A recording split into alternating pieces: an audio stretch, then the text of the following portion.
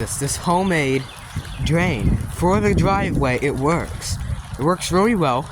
This is PVC. This is a piece of PVC that I found a while back in a piece of a milk carton, and silicone, of course, for just gobbing up the inlet pipe on the side of it to protect it from the other side. But it's okay, you don't have to put silicone.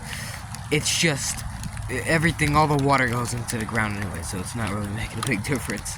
But you can see, even with all these leaves, all the water is just dumping in, and I've upgraded it to a giant pipe, so it's just, I don't think it's half an inch, I'm not sure, but it's just taking the water out.